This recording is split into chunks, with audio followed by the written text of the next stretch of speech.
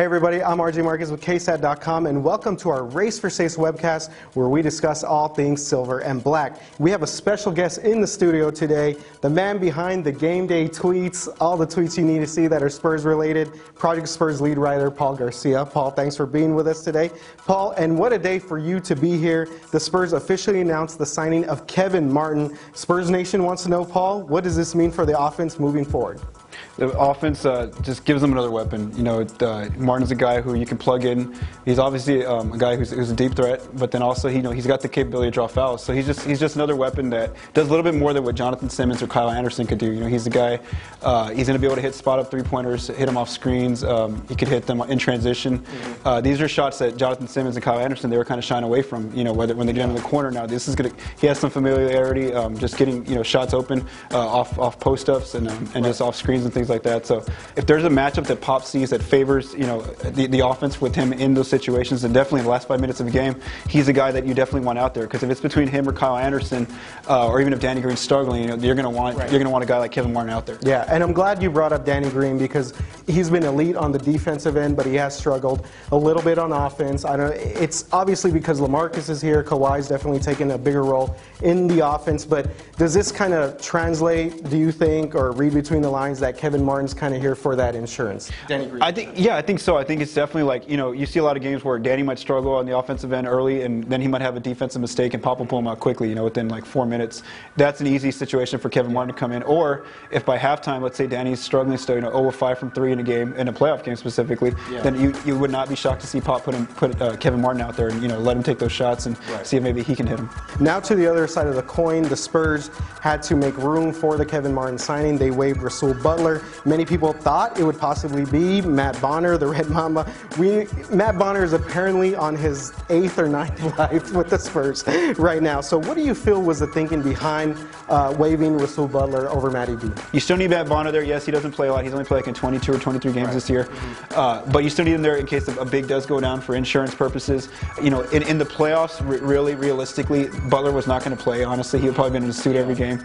And now Martin's an actual piece that actually gives you something, but you still want to have Matt Bonner there on the back end. It's not like they were getting a franchise-type player to waive Bonner for, like, what you did with George Hill when you traded him for Kawhi's rights. So it's not like this is a monumental move. So I think that Matt Bonner, the familiarity with the system, the organization, the trust that he's had there, I think those were all reasons why. I think you bring up a great point, the trust aspect of this. We've seen Coach Popovich, I believe it was a couple years ago when the Spurs won the NBA championship.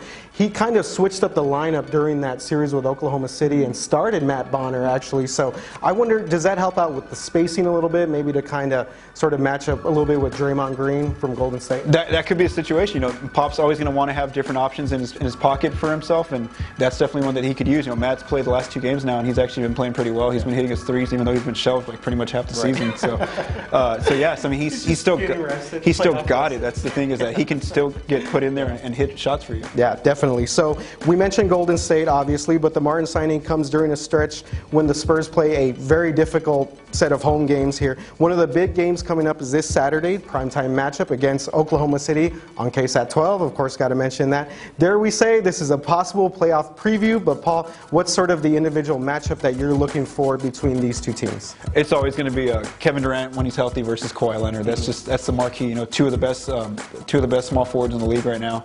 That first game in Oklahoma City of this season, Kawhi, he had that very memorable play where he kind of blocked KD after he got away from him. But Oklahoma City did win that game, and I just want to really see how, if they continue with Danny Green on Russell Westbrook, and just how does LaMarcus Aldridge actually play? He had a rough night. It was only his first game as a Spur. Now that he's averaging 20, 18 points these last few games, I'm really eager to see if he kind of has his way with Oklahoma City's big men like he's been doing. Speaking of defense, Kawhi Leonard has graced the cover of this week's Sports Illustrated. The front cover calls Kawhi the Spurs Rock. Not sure I really like that over the Claw necessarily, but the story discusses Kawhi as the most underrated superstar in the league, and ESPN's Chris Broussard recently ranked Kawhi as the 3rd best player in the league. Kawhi seems to have been everywhere. He's kind of broken out this year. How excited are you to see him, along with LaMarcus Aldridge, sort of carry this team into the playoffs and hopefully another championship run? I think, I mean, you could just say, I mean, just watching Kawhi from his last, from his rookie year, he could barely like do anything on his own with the basketball. You were almost like worried he was going to turn it over. Now he's a guy that can just easily go into the lane. He has that almost like Kobe, Michael Jordan type of fadeaway jumper that's almost perfected. I mean, he hits that. He shoots over 50% from the field. He's every now and then he's the number 1 or number 2 guy in three-point shooting. I mean, his percentage is right there in the top 2. And then just defensively, he's still at the top of his game where he's going to guard Kevin Durant, like we talked about. He's going to guard some of the best players every night. He guarded Paul George the other day. He's just very humble. That's the thing. Yeah. I remember during All-Star Weekend, they had more press access to him. And there was an interview where somebody asked him, I forgot what network, I think it was TNT or something. They're like, why don't you celebrate when you dunk and stuff? And his answer was so simple. He's like, I dunked my first ball in high school. And that was it. Like, for him, it's like, he dunked a ball in high school. He did a fancy layup, and that was it. He got the experience over with. Whereas like these other guys, in their late 30s, early 20s, they're like going crazy and like ferocious dunks, and he could care less. Like he just gets back on defense. Of course, Kawhi's game has gone to the next level, and that's been very very fun to see. So great stuff, Paul. Thanks for joining us, and remember to follow Paul Garcia on Twitter at Paul Garcia PS and ProjectSpurs.com. This guy has some mad Twitter game, everybody. You definitely want to check that out. And don't forget about our Spurs special at 6:30 p.m. on KSAT 12, right before the Spurs Thunder game. We'll be live from the AT&T Center, getting you ready for the big game. And also check out our instant post-game reaction of the Spurs Thunder game on Facebook Live from right inside the AT&T Center. All you have to do is like our KSAT 12, KSAT.com Facebook page, and you're right there on our live stream. You can send David Sears and I questions or comments about the game. That's all we got. For Paul Garcia, I'm RJ Marquez. Have a good day, everybody.